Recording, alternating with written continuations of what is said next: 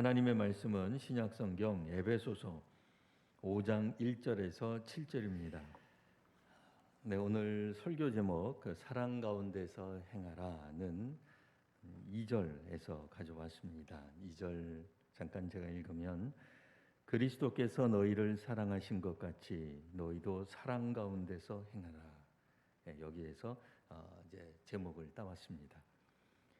요즘 사랑은 매우 다양하고 아주 폭넓게 사용되는 경향이 있습니다.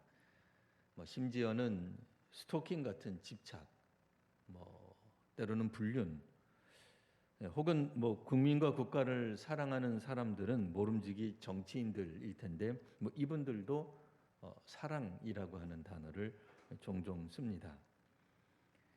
때로는 역사와 법의 심판을 받는 사람들이 같은 사람이긴 합니다만 여하튼 사랑이라고 하는 단어가 매우 다양하고 또 폭넓게 사용되는 것이 현실입니다. 그러면 이제 오늘 우리가 2절에서 말씀하는 것처럼 사랑 가운데서 행하라는 이런 말씀의 제목처럼 이 앞뒤 빼놓고 사랑만 기치로 해서 사랑만 목표로 해서 사랑만 앞세우고 무슨 행동을 해도 된다는 건가? 당연히 아니죠. 성도들이 따를 사랑은 마땅히 그리스도의 사랑입니다. 근데 이제 오늘날 한국 사회에서 간혹 십자가를 지는 사람들이 나타나기도 합니다. 때로는 누군가가 힘든 일이 생긴다든지 혹은 법정에 선다든지 어려움을 당하고 위기를 당할 때에 이를 십자가를 진다라고 표현을 하기도 합니다. 기독교 용어인 이 십자가가 대중적으로 또 널리 쓰인다는 점에서는 우리가 환영하고 또 좋아할 만한 일이겠지만 문제는 이 용어를 기독교적인 의미와는 조금 관계없이 일단 사람에게 또 인물에게 적용한다는 점에서 한번 우리가 생각해 보지 않을 수 없습니다. 분명 우리들이 따라야 될 성도들이 따라야 될 그리스도의 사랑은 이 십자가와 연관이 있습니다. 그러니까 그리스도 특별히 십자가를 지신 예수, 십자가에서 돌아가신 예수, 그 예수의 모습 속에서 오늘날 우리들이 그리스도의 사랑을 찾습니다. 2절 하반절에도 나와 있듯이 분명 이런 말씀이 나와 있습니다. 그는 우리를 위하여 자신을 버리사 향기로운 제물과 희생 제물로 하나님께 드리셨느니라. 물론 여기서 우리가 고난을 떠올릴 수 있습니다. 그래서 일반적으로 사람들이 고난당할 때, 위기를 경험할 때 내가 이번에 십자가를 지는구나. 당신이 이번에 민족의 십자가를 집니다. 이렇게 묘사할 수도 있겠지만 성경에서 말하는 그리스도의 십자가, 그리스도의 고난은 그것과는 조금 의미가 다릅니다. 왜냐하면 고난과 죽음을 통해 우리가 하나님께 나아갈 수 있는 길을 열어주셨기 때문입니다. 오늘 보면 2절에서 말씀하는 그리스도의 그 버리심, 또 향기로운 제물, 희생 제물이라고 하는 것은 더는 짐승이 아니라 짐승으로서 제물을 드리는 게 아니라 그리스도를 통해 하나님께 나아갈 길을 열어주셨다는 의미에서 그리스도의 십자가, 그리스도의 사랑을 말하는 것입니다. 신약은 구약을 배경으로 하고 있겠죠. 아무래도. 그러니까 이 구약 사람들, 구약 성도들이 하나님께 나아가 이들은 제사를 드렸는데 그때 드렸던 제물은 당연히 짐승, 동물 제사였습니다. 그런데 이제 그 제사의 완성과 마침이 곧 그리스도이시다라고 하는 겁니다. 그러니까 앞으로 하나님께 나아가려고 하는 어떤 사람들도 더는 짐승 제사를 하지 않고 그리스도를 통해서 바로 하나님께 나아갈 수 있다라고 하는 것입니다. 십자가라고 하는 것은 유대인들에게 있어서는 하나님께 받는 저주의 상징이었죠. 나무에 달려 죽었기 때문입니다. 십자가가 이 로마의 형틀 이전에 그냥 문자 그대로 나무입니다. 구약 율법에 따르면 나무에 달려서 죽는 것, 이것은 하나님의 저주요 심판으로 이해를 했습니다. 우리 동양에서는 천벌이라고 하는 개념이 있죠. 뭐 객사했다든지 벼락을 맞아 죽었다든지 하는 것들은 하늘에서 내리는 어떤 징계로 이해를 했습니다. 유대 사회에서는, 고대 유대 사회에서는 신성 모독죄를 진 자는 마땅히 하나님으로부터 저주를 받아 죽게 될 것인데, 가장 대표적인 죽음이 나무에 달려 죽는 것이죠. 그렇기 때문에 누군가가 십자가에 달렸다, 예수, 나사렛 예수가 십자가에 달렸다라고 했을 때 신성모독죄로 그가 하나님의 저주를 받아 죽었다라고 판단했습니다. 그리고 그렇게 판단한 자신들은 옳다고 여겼죠. 자, 그런 측면에서 그리스도의 십자가는 현대 오늘날 우리들이 자연스럽게 사용하는 누군가가 십자가를 지는 것과는 조금 다르다라고 말을 할 수 있습니다. 계속해서 2절에서는 이렇게 말씀하셨죠. 그리스도께서 우리를 사랑하신 것 같이 너희도 사랑 가운데 행하라. 오늘 우리식으로 말하면 이제 그리스도 중심으로, 신앙 중심으로 살아라라고 하는 말입니다. 성경의 배경이 되고 있는 이 에베소서, 그러니까 에베소 도시를 중심으로 생각해 볼 때 당시 주민들은 분명 신전 중심으로 살아왔습니다. 고대 모든 도시들이 유사했던 것처럼 이제 신전 중심, 그러니까 그들 나름대로의 종교를 가지고 살았었다라고 하는 말입니다. 에베소 신전은 에베소의 사회적 문화, 사회 어떤 구조 혹은 문화의 중심지였고 실제로 큰 영향을 끼쳤습니다. 에베소 신전들마다 신전 사제들뿐 아니라 신녀들도 있어서 에베소 주민들과의 성적인 결합, 성적인 연합을 가졌습니다.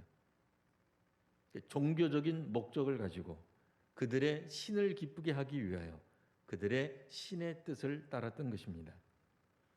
근데 오늘 성경에 보시면 음행, 더러운 것, 탐욕은 너희 중에서 그 이름조차도 부르지 마라, 이렇게 말씀합니다.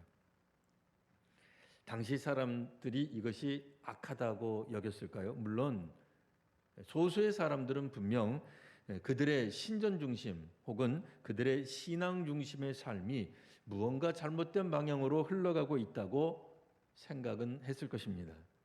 근데 문제는 사회 구조가 문화 전반에 걸쳐서 그렇게 흘러가고 있을 때 누군가가 목소리를 낸다고 하는 것은 참 어려운 일이었을 겁니다.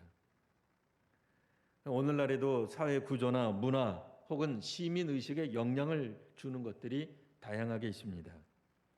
예전처럼 여전히 종교의 영향을 받는 사람들도 있죠. 또 반면 교육이나 정치가 또 이 사회 구조와 문화와 세계관에 영향을 끼치기도 합니다. 그러니 이 시대의 교육이나 이 시대의 정치가 오늘 우리들의 가치를 만들어 간다라고도 말할 수 있습니다.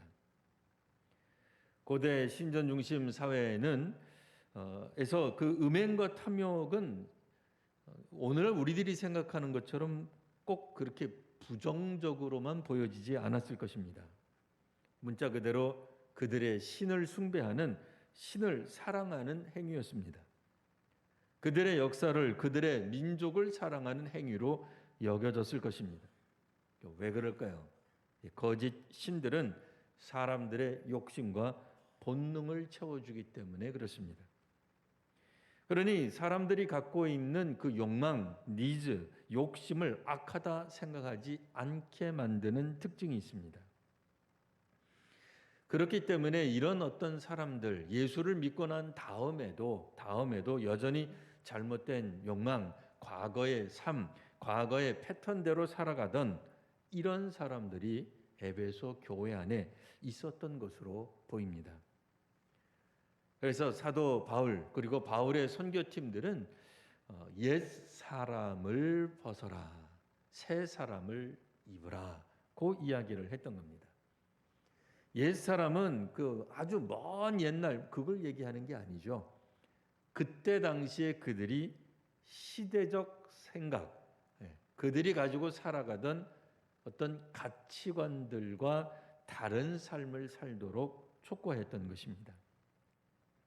그래서 에베소 전반에 흐르는 내용을 다시 한번 우리가 기억해 보면 이들 사회는 사실은 헛되고 속이는 말이 난무했습니다.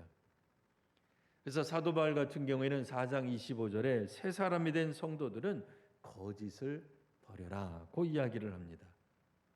이 거짓말하는 사회, 거짓말이 횡행하는, 거짓말이 난무하는 사회가 되었다라고 하는 것입니다.